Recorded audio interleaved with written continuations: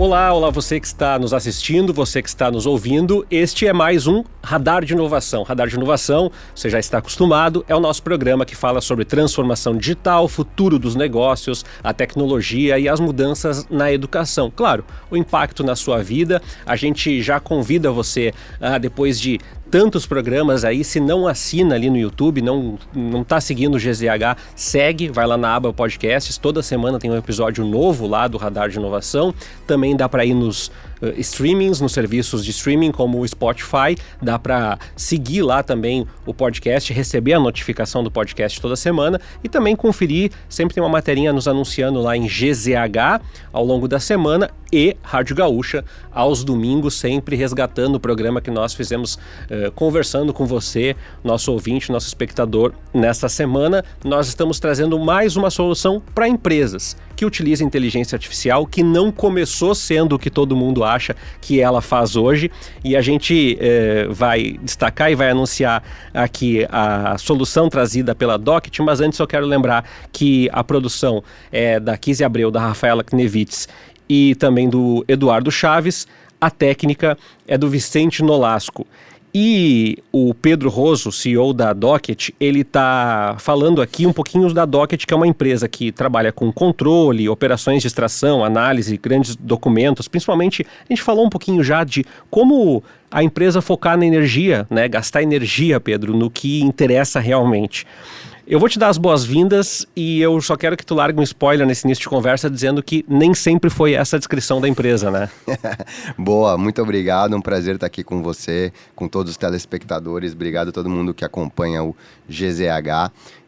Sim, a gente nem sempre foi a solução atual, a história da Docket ela passa ali sobre uma história de pivô, então a gente precisou mudar bastante ali o modelo de negócio para ser o que nós somos hoje, né? Uma primeira coisa que eu queria te perguntar, então, esse diálogo, quando a gente fala, muita gente fala assim, mas uma empresa que gerencia arquivo, por que eu precisaria disso se o arquivo não me dá custo? Eu tenho as coisas que eu preciso lá. Porque essa é uma coisa difícil de mostrar para as pessoas, né? Como economizar recurso e como economizar tempo e daqui a pouco até pessoas e focar energia em processos mais criativos ou processos que eventualmente transformam a organização. Como que vocês chegaram a esse core business, de chegar para as empresas e mostrar, olha, se tu gastar mais energia no que efetivamente importa para ti, seja a importação, a logística, a distribuição, compra, ponto de venda, vale mais a pena do que ficar gerenciando documentação e fazendo fluxo burocrático na empresa? Perfeito. Excelente pergunta. Esse é o nosso trabalho diário, né? Então, eu me considero vendedor também hoje em dia.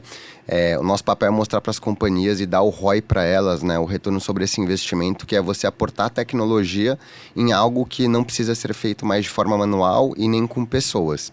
Então, a gente surge para, de fato, orquestrar toda a emissão de documentos em órgãos públicos do Brasil. Então, o que a gente faz é se conectar a mais de 35 mil órgãos públicos. Então, vai desde prefeituras, IBAMA, Receita Federal, cartório, tribunais de justiça, e emitir toda essa documentação para que as empresas, de fato, não gastem tempo fazendo isso e nem demandem isso para os seus clientes. Então, um bom exemplo que eu gosto de dar aí sobre o que você trouxe, Tércio, é toda a parte de financiamento imobiliário, até mesmo crédito agrícola.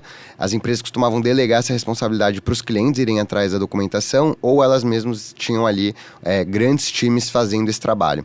O que a Docket fez foi, deixa isso com a gente consegue aportar tecnologia nesse processo, fazer essas operações acontecerem de uma forma muito mais rápida, muito mais eficiente, e aí sim você vai poder focar naquilo que você é bom, seja em melhorar a experiência do seu cliente, seja em dar o crédito para a pessoa correta, porque existe uma tomada de risco sobre a operação do crédito, e você não precisa mais ficar lidando com essa grande burocracia de gestão de processos e um monte de documento papelado ali, e a Docket cuida disso para esses clientes, né? Tu falaste, Pedro, e a gente fica curioso agora. Bom, crédito é uma operação relativamente fácil de entender, mas não é só no crédito, né? Perfeito. Dá exemplos assim, para que as pessoas consigam vislumbrar onde vocês chegam e como é que tu faz o diagnóstico de onde vocês podem ajudar, porque daqui a pouco o cara vai te contratar, a gerente vai te contratar e vai dizer assim, pois é, Pedro, nós precisamos que vocês façam tal documentação.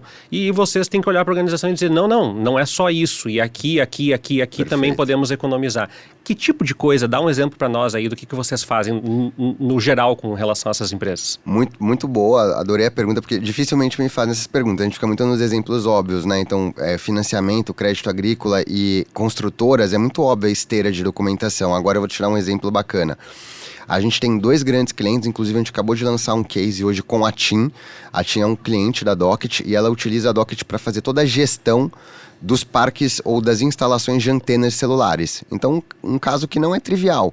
A gente sabe que o Brasil tem um déficit muito grande de antena, né, de infraestrutura de transmissão, e aí a TIM muitas vezes está prospectando um terreno, ela está fazendo uma gestão de uma antena lá no interior do Brasil, e ela usa a Docket para fazer todo esse controle da documentação daquele... Deve ser o quê? 15 metros quadrados, que está instalada uma antena, que precisou de uma due diligence imobiliária para se alugar aquele pedaço de terreno e que depois você precisa controlar todas as licenças referentes à instalação daquele local, daquela antena. Então ela utiliza a Docket para fazer isso. É um excelente caso. Um outro caso recente que a gente começou a ter muito no Brasil foi a utilização da Docket para fazer toda a parte de due diligence para instalação de painéis solares. Então você viu uma explosão aí de energia solar no Brasil e de parques eólicos, mas muitas pessoas não tem essa visão de que antes de se instalar o parque ou as usinas eólicas, você precisa fazer toda a due diligence imobiliária e ter todas as licenças daqueles locais onde você vai fazer a instalação desse parque. E aí que a Docket entra fazendo todo o controle pós-instalação do parque e antes da instalação do parque para que tenha validade jurídica e você possa formalizar o contrato ali de arrendamento ou contrato de locação desse grande terreno ou até de compra dessas terras que vão virar fazendas solares ou parques eólicos. É um outro exemplo não trivial ali. E para finalizar, um último exemplo que eu gosto de trazer, a gente tem uma rede de drogarias chamada Drogaria São Paulo. Eles têm mais de 2.000 unidades de farmácias, né, pontos físicos. A gente fez um case com eles muito legal também, que a gente tem um produto para controlar todas as licenças e alvarás de cada um dos pontos físicos, ou seja, cada farmácia tem um QR Code da Docket. Se você entrar lá na DPSP, você vai ver um QR Code na entrada da loja, que você consegue escanear ali e ver como que está o status de todas as licenças daquele estabelecimento. Então a gente tem isso para uma série de clientes grandes, esses são os que eu posso citar como exemplo, até para dar contexto para as pessoas.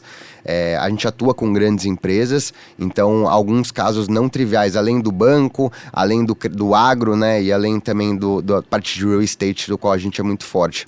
E por último, o nosso investidor também, a Gerdau, que é aqui de Porto Alegre. A gente faz toda a parte de também emissão de certidões negativas de débitos para estar em compliance ali com toda a área fiscal, jurídica da companhia.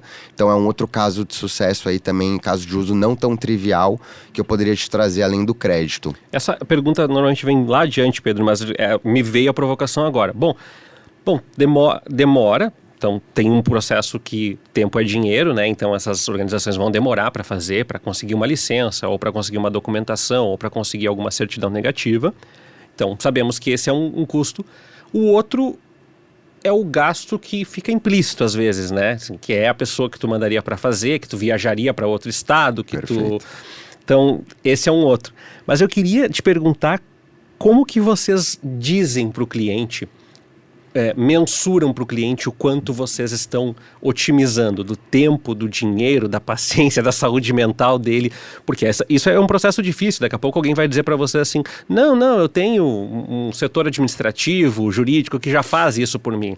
Como é que é esse processo de convencimento? Como é que se mensura esse valor que é tangível e que também não é tangível ao mesmo tempo? É fantástico, assim, acho que você está me dando a oportunidade aqui de esclarecer muitos pontos bacanas, assim, fico feliz, porque esse é o nosso trabalho. Quando você coloca no mercado um produto que ele não tem... Ele é inovador, a gente está disruptando o mercado. Então, como você disse, o cliente está acostumado a fazer de 3 formas. É o que a gente fala lá para o time, sempre que a gente está treinando o time. Ou ele manda o cliente dele atrás do documento, ou ele tem um time interno, ou ele contrata um despachante. A gente tem um trabalho aqui de falar para o cliente, olha, existe uma plataforma que se conecta a todos esses 35 mil órgãos públicos e muitas vezes o cliente ele nem tem ideia do custo que ele tinha intrínseco em todo o processo. Não tem ideia. Não tinha essa ideia. Ficava muito subjetivo, entendeu? Porque você imagina que para pagar cada emissão de documento, a gente está falando de um valor médio de 60, 70 reais, não consolidava, isso aí numa caixinha, tô falando de grandes empresas até, saía de uma caixinha, ele tinha um budget anual, que isso entrava no budget do departamento dele, o próprio pessoal do comercial dele, que às vezes também ajudava na captura de documento, ele não metrificava o tempo do time comercial gasto, né, nesse processo de obtenção de documento, então ele poderia estar vendendo mais. Então nosso papel é listar, são mais de 50 pontos que a gente cobre com o cliente, mostrando para ele, olha, esse daqui, você está vendo que você tem esse gasto aqui que você não precisava ter? Você está vendo que você tem um custo de deslocamento? Você está vendo que hoje com o nosso software você consegue fazer análise de um documento em 30 segundos, teu analista gasta 2 horas para fazer análise de uma matrícula de imóvel, a gente consegue analisar isso em 30 segundos, utilizando a nossa plataforma, com inteligência artificial.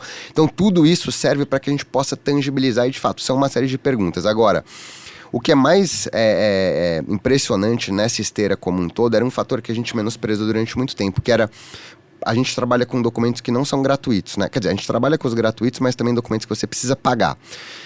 Você tem uma complexidade no Brasil para pagar órgão público em escala, que aí é onde a gente ganha muito jogo, assim. Então imagina que eu tenho certidões aqui no Rio Grande do Sul que eu só consigo pagar se eu tiver conta no Banrisul.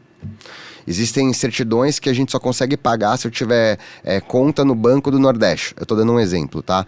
Então tem uma particularidade o Brasil também para que aconteça. Não é só emitir o documento, é pagar o documento, pegar o comprovante de pagamento desse documento e mandar para o órgão para que ele possa confeccionar o documento.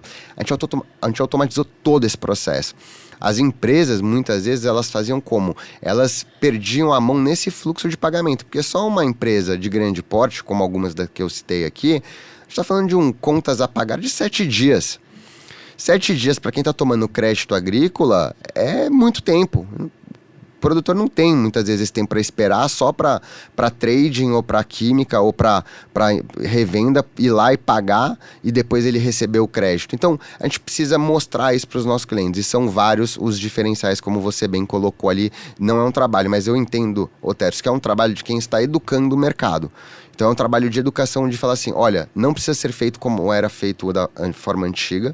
Hoje existe tecnologia para se fazer isso, a Docket construiu e ela é pioneira nessa tecnologia. Deixa eu te explicar quais vão ser todos os ganhos que você vai ter passando agora a fazer isso com uma plataforma da Docket com tecnologia. Pensando assim, como vendedor, a gente vai falar um pouquinho mais disso daqui a pouco, Pedro. Mas pensando nisso como vendedor, Pedro, como é que tu explica para os teus clientes, porque vocês acabam trabalhando numa escala, eu acho que tem muita gente nos assistindo e perguntando isso, né? Pô, mas vocês vão ter acesso a documentos de caráter estratégico, Sim. Que é para onde nós estamos expandindo, que é para onde nós estamos comprando, que é imóveis que nós estamos arrendando ou adquirindo, enfim. De alguma forma, quando vocês acabam entrando no mercado, vocês vão chegar lá e dizer assim, olha, nós da Docket vamos ter acesso a essa informação e nós queremos isso para fazer tal trabalho. Qual é o diálogo, além das questões contratuais, qual é o diálogo feito sobre o sigilo das informações e sobre, principalmente, o escopo estratégico? Porque muitas empresas devem ter receio de trazer essa discussão por dizer assim, bom, eu vou trazer um agente de fora, um terceiro, para daqui a pouco olhar para aquisições que eu estou fazendo, ou para olhar para processos de demissão, ou olhar para processos de certidão negativa. São dados muitas vezes importantes e que definem a própria matriz de futuro dessas organizações. Perfeito. Como é que essa conversa com os clientes? Acho que a primeira coisa que eu gosto de compartilhar é que o que a gente transaciona são todos dados públicos. Então isso já supera uma grande barreira. Se qualquer um quiser ir lá e tirar as informações que a gente tira e não precisa ter um mandato da Docket para fazer isso, você consegue porque são documentos públicos. A gente não opera com nenhum tipo de documento confidencial. Tá? O segundo ponto é que sim, obviamente tem uma preocupação, né? A indústria, você trabalha com dados sensíveis, são grandes empresas. A gente vem atendendo essas empresas desde 2016. Então, o nível de compliance que a gente tem que ter dentro da companhia. Então, a gente é auditado externamente, a gente tem um C-level só para cuidar de segurança da informação, a gente tem um time de compliance. Então, já tem quase 300 pessoas no time, o que também traz uma robustez que acaba até gerando um diferencial. A gente, quando começou a atender banco, a gente tem que cumprir normativas da CVM por atender. Hoje, a gente tem os 5 maiores bancos privados do Brasil são clientes nossos. Então, a gente tem normativas da CVM para atender hospedagem de banco de dados, né? Onde que está toda a parte de armazenamento, mesmo que em cloud. A gente não pode mais trabalhar com cloud fora do Brasil. Isso já desde 2000. A gente tem que ter CIPA. Então, a gente tem que ter uma série de outras coisas que para startup, às vezes, fala assim, pô, mas às vezes, né? Mas tá no começo. Né? Tem CIPA desde 2016, assim. E tudo bem, porque não adianta você querer vender para um banco se você não passa pelo formulário de GSI. não teve nenhum formulário de segurança da informação que a gente não passou até hoje. Mas, óbvio, isso custou um investimento muito grande do nosso lado em investir em segurança. Quando a gente decidiu atender grandes clientes, eu acho que não tem tanto a ver com a particularidade do negócio da Docket. Eu nem não iria tanto para esse lado. Eu acho que tem a ver assim, você decidiu atender contas grandes, hoje acho que 35% das empresas listadas no Ibovespa são clientes da Docket. Você vai passar por um jurídico, você vai passar por um departamento de compras que vai negociar muito bem o contrato, você vai passar por um time de SI super robusto, você vai ter que ser auditado, você vai ter que fazer teste de penetração, tudo isso daí vai ter que ser passado a limpo quando você decide atender um dos maiores bancos do Brasil, como é o nosso caso. Porém, você precisa investir na sua infraestrutura para passar sem desafios, que foi o nosso caso. Então, a gente fez muito investimento desde o começo, está no nosso DNA. Então, acho que a gente navega bem. E um último ponto que eu acho também, Tércio, que é importante dizer, que eu falo assim, do lado papo de vendedor aqui agora, é que a nossa solução, ela não é vitamina, é aspirina. Então, quando a gente chega nesses clientes, eles estão com muita dor nesse processo. É onde está mais doendo. Porque ele sabe dar o crédito de forma bem feita, ele sabe depois cuidar do pós-venda, mas essa parte da burocracia, ele precisa que alguém resolva isso para ele, que ele não aguenta mais ter que lidar e não ter eficiência nesse processo. E aí que a gente surge para, de fato, resolver isso com tecnologia. Então, você falou de investimento, né, Pedro? Eu fiquei pensando que eu não te perguntei ainda, o público não sabe como que é a Docket. Vocês têm escritório, quanta gente trabalha, quais são as áreas de vocês, qual é o perfil das pessoas que fazem parte do negócio, quando é que... Conta só a data de início, depois a gente vai contar essa história melhor. A gente fundou a Docket, a gente colocou no ar a Docket em janeiro de 2016. Hoje a companhia tem quase 300 pessoas, a gente captou mais ou menos 130, 140 milhões de reais de investidores, de fundos de Venture Capital, e perfil de pessoas, a gente trabalha bastante equidade de gênero na Docket, então quase 50 homens, 50 mulheres. Faixa etária, eu acho que é algo que a gente começou com uma faixa etária muito baixa lá no começo, hoje isso deu uma oxigenada, já tem uma faixa etária predominante ali na companhia na casa dos 27, 28 anos. Então, acho que quase 10 anos empreendendo também, já passamos um pouco de tudo. Hoje os maiores times da companhia é o time de tecnologia e produto, é o maior time sem dúvida nenhuma, são quase 150 pessoas em tecnologia e produto, bastante gente, e depois o time de growth, né? Então os dois que caminham muito lado a lado ali, meu sócio cuida de tecnologia, eu cuido mais ali da área de growth. E somos em 3 fundadores. Vocês trabalham juntos numa mesma área em São Paulo? Isso, trabalhamos juntos em São Paulo, ali na região de Pinheiros.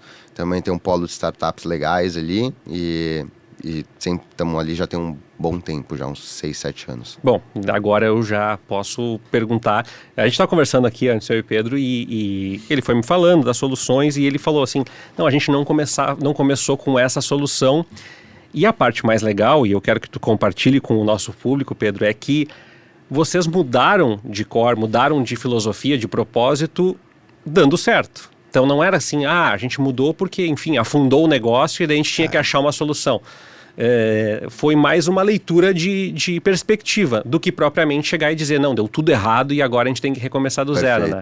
Fala um pouquinho pra gente.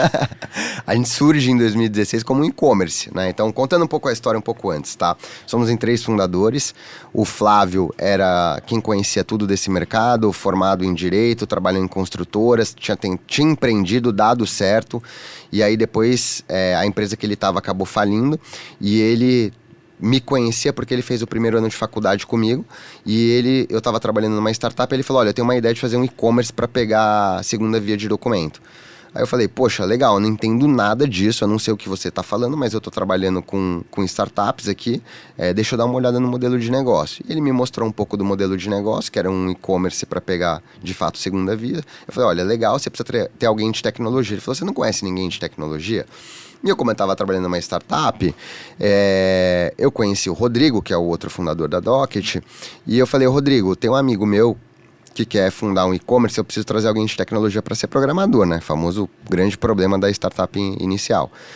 Só que o Rodrigo, toda semana, recebia uma proposta de alguém para ser programador, assim, do Uber de helicóptero até outra compra coletiva, isso era 2015. E aí, só que a sorte é que a esposa dele trabalhava numa grande empresa do agro, justamente com crédito agrícola, então ela conhecia da dor e ela falou, olha, esse negócio tem chance de dar certo porque eu lido com esse problema diariamente. E aí ele voltou no dia seguinte e falou, vamos fazer o negócio acontecer. Dito isso, a gente lança em 2016 um e-commerce, fatura R$5.000 em janeiro, depois em fevereiro fatura R$10.000, depois em março fatura R$20.000, e eu e o Rodrigo ainda trabalhando, e o Flávio fazendo a operação toda da lavanderia da casa da mãe dele. Ele morava com a mãe dele, tinha voltado a morar com a mãe dele. E aí falou, nossa, faturamos R$20.000 em 3 meses, quase R$50.000 em 3 meses, né? Pô, tem um negócio bacana. E o Flávio conseguiu uma reunião numa construtora que ele tinha trabalhado. A gente foi lá e a diretora jurídica falou, nossa, eu preciso de uma plataforma dessa, que nem existia, para fazer toda a emissão e gestão de documento. E a gente falou, a gente vai fazer para você. Voltamos para casa e aí construímos a plataforma B2B, viemos 2016 com e-commerce e atendendo empresas, até que 2017 a gente capta com a Canary, depois com a Kazek, e a Kazek faz essa provocação lá em 2018, falando, olha, acho que o modelo B2B talvez dê mais certo, e a gente decide... Quer que eu conte o detalhe todo? Pode ir adiante, pode ir adiante. Pô, deu tudo errado, né? Então a gente tava faturando super bem com o e-commerce, e aí a gente... Só que o e-commerce ele não tinha essa visão aí de continuidade de negócio, a recorrência não existia no e-commerce. Lembrando que era uma época que o e-commerce já estava começando a ter aquela caída no Brasil, e a gente começou a ver startups de SaaS acontecerem, né? Então, Rock Content, RD, e a gente falou, não, a gente precisa ir para um modelo de recorrência. E aí, em julho de 2018, a gente estava com as duas operações já rodando de forma simultânea, então tinha o e-commerce e tinha a operação B2B. Um para o público final, para os consumidores, e o outro já pensando em gestão de burocracia empresarial. Exatamente. Aí atendia a empresa do agro, já a construtora e um banco. Foi aí que a gente já nasceu. Lá em 2016 a gente já começou a trabalhar com duas operações mesmo. Só que aí levamos isso até 2018. Chegou em 2018 a gente falou, vamos abrir mão do e-commerce. O e-commerce representava 80% da nossa receita. E a gente falou, beleza, respiramos fundo. E aí desligamos o AdWords. E aí a receita no mês seguinte caiu 80%. E aí nós três ali, a gente tem backgrounds muito complementares, né? Então eu tenho um sócio de tecnologia, um que é muito técnico, especialista do negócio, e eu ali numa cadeira mais administrativa. E eu não gostava de vendas. E aí ficou entre eu e o meu sócio que é formado em Direito, o Flávio, quem quer tocar vendas. E literalmente a gente saindo do almoço, num restaurante de quilo ali perto do escritório, a gente pegou um palito de dente, cortou no meio, e aí meu sócio, o Rodrigo, colocou na mão e falou, ó, quem bate aqui, quem sair com o palito vai tocar vendas. Foi assim que a gente... Pô, meu pai, ele foi vendedor raiz a vida toda, né? E eu era meio traumatizado com isso, assim, sabe? Porque era um mês na minha casa, tava tudo bem, no outro mês, não tinha luz em casa, assim, sabe? Então eu falei, não, vendas é um negócio que eu nunca vou fazer na minha vida. Aí eu bati na mão do meu sócio, saí com o palitinho, mas foi muito legal, assim, eu amo vendas, eu acho que aprendi a gostar muito, assim, hoje eu não me vejo fazendo outra coisa, mas fui estudar muito, então desde 2018 eu faço muita mentoria, eu busco estudar muito, e aí a gente começou, aí foram 6 meses basicamente ali sofrendo, né, porque o negócio quase quebra nessa época. Deu um pavor? Deu um desespero? Foi minha pior, assim, mentalmente falando, saúde mental ali acabou naquele semestre, assim, foi um nível de esgotamento alto, eu quase entrei em depressão, assim, porque dá para fazer uma leitura da realidade, dá para vocês olharem e dizer assim, não, tá claro que isso aqui é um mercado estagnado, mas é um mercado estagnado que ainda dava algum lucro, conforto para vocês, né? Isso. Esse é o grande aprendizado, né? Tiramos o band-aid muito rápido, né? Podia ter tirado de pouquinho em pouquinho. Mas assim, essa foi a decisão menos esperta. Assim. Outro dia alguém me perguntou nas redes sociais, pô, você se arrepende? Putz, isso é uma coisa que eu me arrependo, assim. Eu não sou de muito olhar pra trás, mas doeu demais, porque poderia ter feito mais faseado, né? Não, a gente chegou, foi muito radical. Foi como que assim, eu gosto de um exemplo que eu já escutei. Pô, vamos pra essa ilha aqui e tacar fogo no barco, entendeu? E se a gente não conseguir sobreviver nessa ilha aqui... Não tem mais barco pra voltar. E queimando caixa, né? A gente vem em 2016 com uma empresa que faturou R$1 milhão no primeiro ano de vida, no bootstrap, com 10% de EBITDA positivo. Chega em 2017, a gente dobra de tamanho. E já tem uma queiminha de caixa. Chegou em 2018, que eu tava num pós-Series A... O caixa era para ter dobrado para colocar a gente numa boa opção para levantar uma série B. A gente cresceu 40% de um ano para o outro. Foi o pior crescimento da história da companhia, porque a gente pivotou. E aí o caixa, a queima de caixa lá em cima, putz, o que eu faço, né? Aí que foi o ponto, acho que de não desistir também, né? Até que a resiliência que todo mundo fala, assim, é continuar fazendo aquilo que você sabe que tem que ser feito. Obviamente, né, Vendas está tendo progresso e tinha um progresso, as conversas com os clientes evoluíam. O nosso ciclo de vendas, ele é longo, é um ciclo de vendas de 3 a 6 meses. Nossos contratos são tickets super elevados, é bancão, é grandes indústrias do agronegócio, a gente atende média para grandes empresas. Vocês né? passam por muito departamento antes de fechar a compra? Assim, tem que ver, o financeiro tem que olhar. Isso sim, com certeza. Aí o jurídico olha, aí o administrativo olha. E aí um deles diz, só um deles fala assim, eu acho que não. Isso daí é meu dia a dia. E educar o nosso time de vendas a saber mapear muito bem qual que é o processo, porque às vezes você fez uma reunião e o decisor, o gerente jurídico da área acha animal a solução, ele fala, quero colocar, tá fechado, beleza, mas 4 meses até, porque vai para compras, vai com o jurídico, o time de segurança da informação, volta para compras. É o dia para quem... Mas assim, é uma venda... Eu gosto desse tipo de venda, porque é uma venda que assim, a retenção de receita ela é muito alta, o lifetime value é impressionante, o nosso churn é basicamente zero, assim. O cara contrata a solução, ele fica muito tempo com a Docket, né? Mas também não tem aquela emoção de final de mês, sabe? Que às vezes você vê na internet... vai fechar agora! Putz, isso você não faz numa venda enterprise, né? É uma venda mais, né, estratégica. Mas... foi um período que a gente aprendeu muito, também graças ao time que a gente tinha ali, desenvolveu, a gente conseguiu, superando 2019, a gente volta a um caminho de retomada, e aí a gente faz uma extensão da Série A para dar mais fôlego financeiro na companhia. Aí quando a gente acha que tá tudo bem, em 2020 vem o Covid. E aí muda tudo. Aí é o empreender, né, de novo, aí você fala, agora nós vamos, né, uau, nossa, quase morremos há um ano atrás, agora vamos arrebentar. Final de 2019 a gente capta a extensão, e aí vem o Covid, e aí o Covid, várias medidas de contingência, trabalhando muito, tinha alinhamento semanal com o investidor, então fez o War Room ali. Mas aí o Covid do nosso lado ali, óbvio que teve triste demais, né, assim, eu acho que para quem empreende ali, acho que não tem uma pessoa que eu fale assim que não saiu com alguma cicatriz ali, porque é um negócio que você tá num negócio em estágio inicial, você tem que dar notícia difícil todo dia pro seu time, você tem que desligar, você não sabe o que vai acontecer, acho que muitas cicatrizes, mas na questão da digitalização, que é o que a gente acaba cobrindo, isso favoreceu muito a Docket, né? Então a gente teve uma digitalização muito forte dos órgãos públicos, né? Então isso facilitou muito pra gente. Vocês tiveram que fazer alguma adaptação ou mudança nos processos, nos softwares, nas ferramentas, por conta desse período?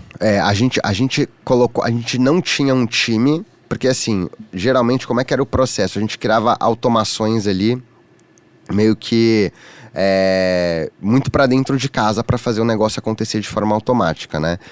Quando veio o Covid, a gente precisou criar um time justamente porque os órgãos públicos começaram a desenvolver sistemas mais atuais que a gente poderia se conectar. Então a gente precisou criar um time justamente para se conectar via API com vários desses órgãos. Isso facilitou muito, era um time que a gente não tinha, até porque os órgãos públicos não tinham essa agenda tão proativa. Por isso até que eu te perguntei, né? De lugares que começaram a digitalizar processos e que não estavam quando vocês iniciaram ali 2016, Perfeito. 2017 nessa...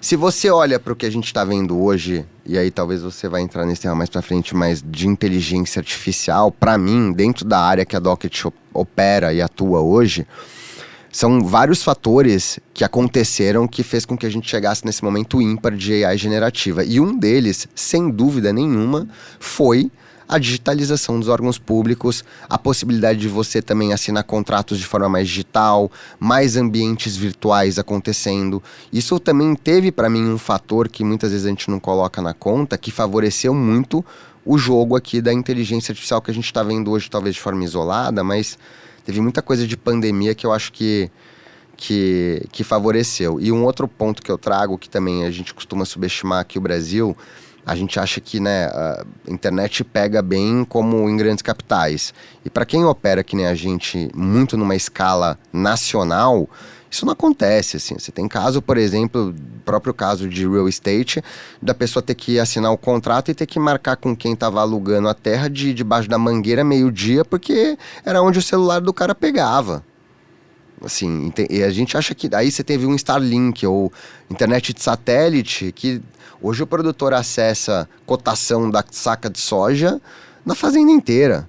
Isso não acontecia 3 anos atrás. Então tudo isso também teve uma curva de aprendizado, de adoção, que eu acho que foi muito acelerada.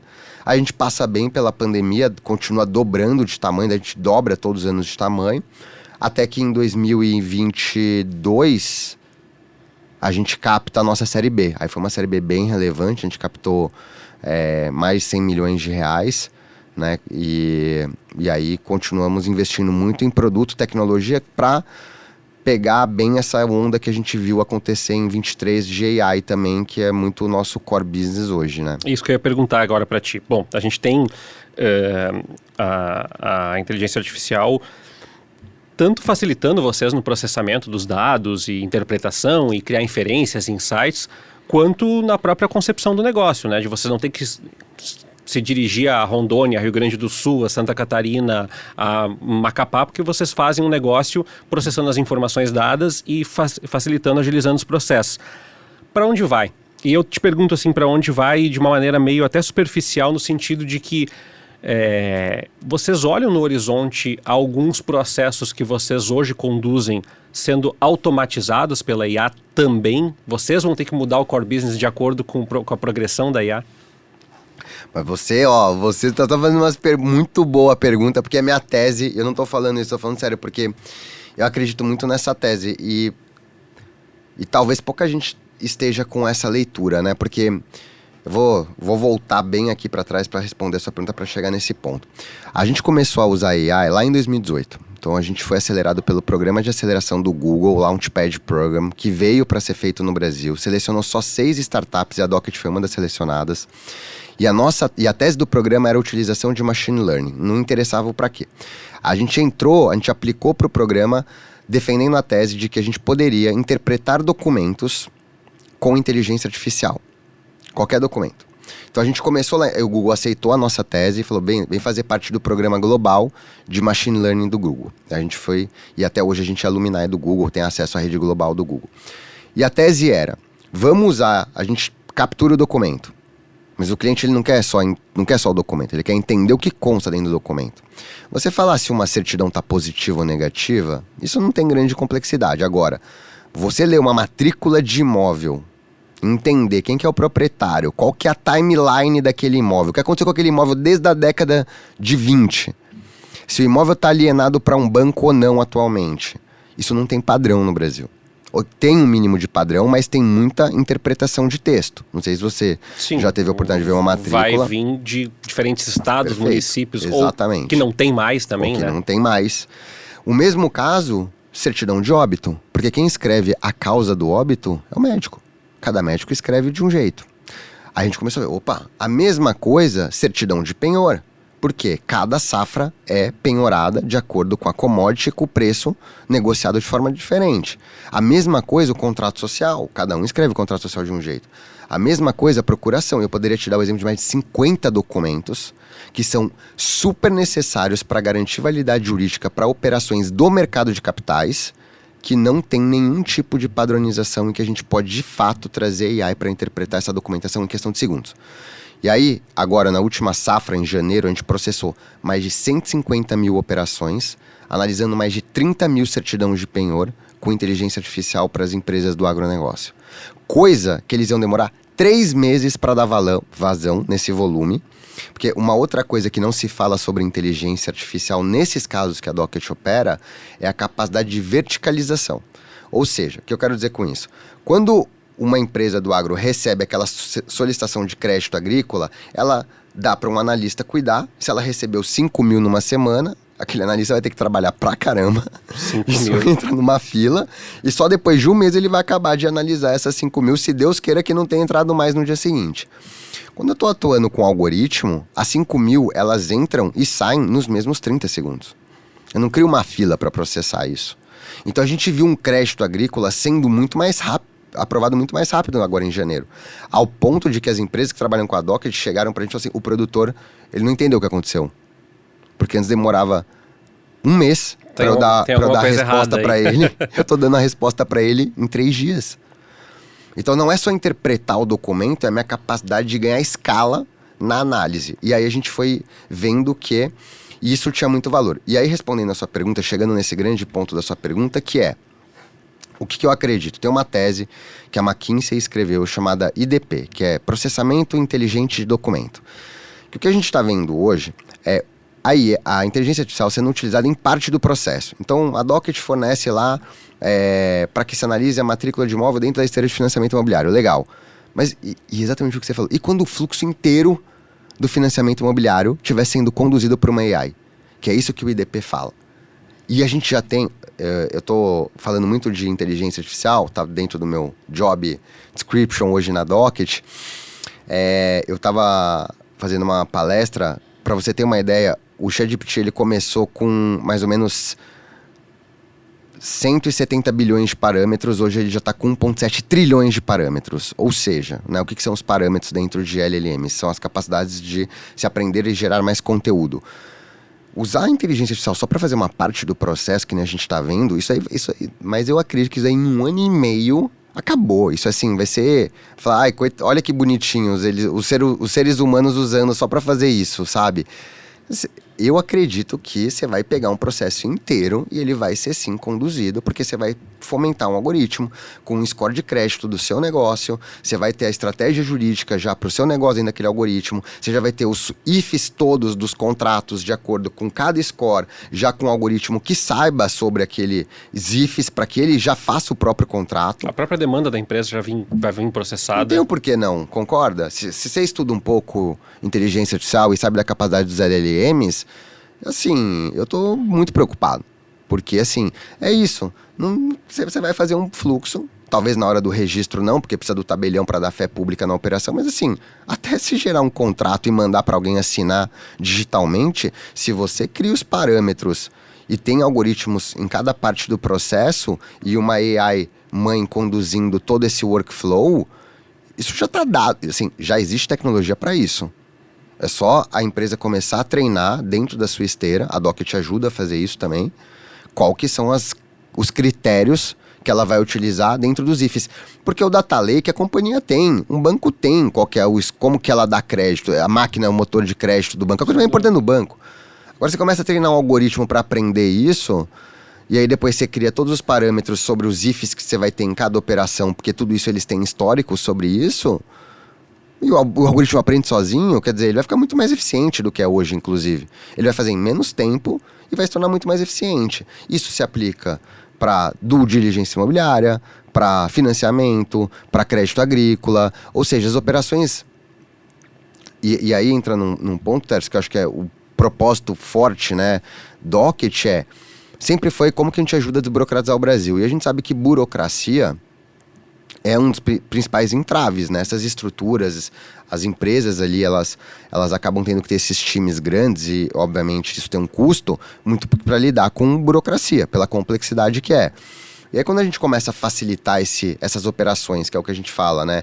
Operações em segundos e não mais em meses, a gente destrava crédito. Porque isso também tem a ver com uma melhor qualidade do crédito, um crédito mais barato, um crédito mais rápido. A gente sabe que em muitos mercados, por exemplo, em real estate, a gente tem um déficit de habitação absurdo no Brasil. Você tem que ter funding para o mercado imobiliário. Aí você tem um problema agora com o financiamento imobiliário que não tem mais dinheiro na poupança para então, os bancos não têm mais dinheiro para fazer financiamento imobiliário porque secou poupança. Então, assim, você tem um problema de funding grande aqui em real estate, aí você tem um problema de funding em crédito agrícola, que a gente sabe que o nosso aprendizado é muito mais lento do que esse processo, né? Eu digo, o nosso de maneira coletiva, assim, como sociedade, entre governo, educação, entre empresas, né? Ou seja, é o que tu falaste antes, algumas ferramentas já estão disponíveis para oferecer a melhor experiência. Só que a gente não sabe nem que experiência é essa ainda para oferecer ela melhor. Eu peguei uma pesquisa recente, de 23, na verdade, rodada nos Estados Unidos, com 1.800 CEOs, falando sobre AI generativa e como eles têm utilizado. 90% dos CEOs responderam que a AI generativa ela vai ser utilizada para melhorar a experiência do cliente. Então, assim, esse tem sido o grande foco num primeiro momento, assim. Aí depois tem uma grande cauda longa e etc. Mas, assim, tá todo mundo olhando para de fato, mas tem uma curva de aprendizado muito grande em relação a isso também, né? Então, mas eu acho que isso no final do dia beneficia a gente como país, né? Também, você vai ter uma possibilidade de ter um crédito melhor e mais rápido no final do dia, e a gente acha que a AI vai ser a chave para resolver esse problema da burocracia nessas operações, né? Mas eu te pergunto, Pedro, e a gente dá um encaminhamento final do programa aqui. Ao mesmo tempo que desafia, porque é uma excitação pensar que tantas coisas vão ser transformadas e que, em tese, o nosso tempo vai ser alocado em coisas mais produtivas, porque realmente a gente passa muito tempo fazendo coisas que a gente vai olhar lá na frente e vai dizer, meu Deus, olha só o que a gente fazia, né? A gente ficava uma hora na fila para tirar uma cópia de documento. A gente já faz essas experiências hoje, né? De dizer assim, imagina no passado que tu tinha que ligar para pizzaria e tal. Ué, mas... Na época dos Incas, né? O pessoal fala. Hoje eu fui na agência bancária, fazia tanto tempo que eu não ia na agência bancária. Ao mesmo tempo, eu queria te perguntar da Docket mesmo. Como é que vocês vislumbram, e claro, eu não estou dizendo que tu tem que dar uma projeção para daqui a 2 anos, mas como é que faz para compreender e que continue sendo uma empresa que esteja a serviço tanto das organizações que estão engatinhando nessas ferramentas, quanto nas organizações que vão processando e vão dizer, olha, a gente já usou isso, a gente quer um novo papel de vocês. Nem sei qual é, mas eu estou te provocando a fazer essa discussão, assim, como se manter nesse ritmo que é tão frenético? Como tu falaste, 1 ano e meio para a tecnologia é um tempo absurdo. Para nós é 1 ano e meio amanhã, né? Então, como que a Docket vê esse processo? Eu acho que estando muito próximo dos nossos clientes, né? Então, assim, acho que entendendo muito o mercado, né, a qual a gente está inserindo, estando próximo dos nossos clientes e estudando muito também. Então agora a gente acabou de lançar uma grande revolução de infraestrutura da companhia, que a gente lançou a nova plataforma da Docket, que já é um ecossistema de soluções. Aí a gente lança junto também um dossiê Docket com inteligência artificial, porque a gente viu que isso era uma demanda dos nossos clientes para consolidar todas as informações customizáveis de um dossiê jurídico que o nosso cliente queira ter. A gente incorporou toda a pesquisa de veículos dentro da nossa plataforma. Então a gente fecha toda a cadeia, que não é só pesquisa sobre documentos de pessoa física, jurídica e imóvel, agora tem veículos também. Então isso só veio, Tess, porque você está muito próximo dos clientes. Existe, sim, de fato, todo o hype, né? E se você consumir esse conteúdo, você fica maluco, porque cansa, né? Você fala, ai, meu Deus, boa. Antes era o metaverso, o NFT, agora a inteligência. E fora que muda o universo, assim, que a gente aprendeu na escola, ele já quebrou um pouco dele pela metade, assim, né? Eu acho assim, a gente não acredita em hype na Docket, a gente é muito cético, então a gente é um time de engenharia e produto muito pé no chão, mas a AI de fato é algo que brilha os olhos e ao mesmo tempo deixa um pouco assustado pela velocidade. Então a nossa estratégia lá é de fato ter um comitê que acompanha de perto, de forma rápida, eficiente. E assim, isso não tem partido da Docket, tá? Como eu sou agora vendedor, né, quase 10 anos vendendo, eu vou em muitas reuniões com clientes. Assim, todo mundo tá com um comitê interno para falar de inteligência artificial. As grandes empresas. Você já viu isso? Sim. A gente trouxe um profissional de recrutamento agora há pouco tempo atrás e ele falou que tem CEOs com 70 anos ou mais fazendo curso, indo viajar para o exterior para estudar... Absurdo. O impacto. Não, né? Eu vou em reunião em banco, aí tô lá, tem uma diretoria aqui que a cada 15 dias eu preciso responder o que a gente está fazendo com AI dentro da nossa esteira. Falei, nossa, eu nunca tinha visto isso assim, sabe? Fazia tempo que eu não via esse nível de guidance vindo de cima, né? Que acho que é diferente quando vem, né, de cima. Coloca mais pressão. Mas eu acho que é entender muito o que vai funcionar dentro de cada situação, de cada caso de uso. Também é isso, cansa. Não adianta adotar só porque é hype, não tirar valor. E cada empresa vai tendo a sua curva de adoção. A gente, né, como sociedade, a gente vai vendo aonde a gente vai tendo uma adoção mais rápida. Assim. A gente lembrando, vai ter que se ajustar. Pedro, que tem uma questão delicada de... Se nosso preparo já não é grande coisa, a segurança de dados é menor ainda, né? Então, muita gente está aderindo e dizendo, mas essa plataforma é free. Free. Exato. Aquele post lá, almoço grátis, manda sua foto aqui e aí faz o cartoon, né? Aí tá lá no termo de uso que eu fico com a sua foto para sempre, né? Então, são coisas importantes. Eu queria te terminar, aliás, tem duas coisas. Eu dei os créditos antes, né, Vicente? E eu não tinha falado do pessoal das lives. Aí eu mandei pra Rafa, Rafa, eu esqueci de falar quem era das lives. E a Rafa me mandou que é o Leandro Carvalho, que tá nas lives, o Vicente Nolasco, que tá na técnica, a Rafaela Knevitz, o Eduardo Chaves e a Kizzy Abreu, que estão na produção. Queria te provocar, Pedro, para fazer um servição pro pessoal agora. Eu tenho certeza que tem muita gente que ficou frustrada agora na entrevista porque falou, legal, agora eu fiquei com vontade de acelerar o meu processo e eles não fazem mais pessoa física. Eu queria que tu desse o serviço para as pessoas conhecer. Uma coisa muito legal que eu olhei no site de vocês é esse leque que vocês têm chamado agora de soluções, inclusive de educação para a desburocratização, que é uma coisa que eu achei legal. Dá o site, dá as redes para o pessoal seguir, te coloca à disposição, porque eu acho que tem muita gente que descobriu um universo novo na conversa contigo aí. Boa. Eu costumo falar que o que a gente faz é fornecer infraestrutura para o mercado, então não é trivial de fato. Quem quiser saber mais é docket.com.br. A gente também está no LinkedIn, no Instagram, no YouTube. Procura a gente lá, Docket Brasil, que vocês vão acabar encontrando a gente. Eu me coloco à disposição também. Quem quiser me procurar também, estou no LinkedIn, estou nas redes sociais. Só chamar a gente lá. É Docket com CK. Tá? Isso, D-O-C-K-E-T. Isso aí, para o pessoal não se perder no meio do caminho daqui a pouco, né? E quero te agradecer, Pedro Roso, que é CEO também, cofundador da Docket, por estar aqui conosco na conversa. Só para quem não sabe, não reconheceu o sotaque, eu conheço porque eu morei uns anos em São Paulo, então para mim já é hábito. Mas ele está falando de Porto Alegre? Sim, Pedro veio a Porto Alegre para outras funções, outras atividades de educação, também de costura com alguns clientes que a Docket atende aqui e fez a gentileza de parar um pouquinho da correria dele e vir atender a gente. Te agradeço bastante por estar aqui conosco. Imagina, eu que super agradeço. Foi um prazer compartilhar um pouco mais sobre a nossa história aqui. E eu te agradeço por estar assistindo, por estar nos acompanhando até o final. Esse foi mais um Radar de Inovação, trazendo transformações, inquietando a gente aí sobre o futuro dos negócios. A gente tem mais um episódio na semana que vem. Até lá!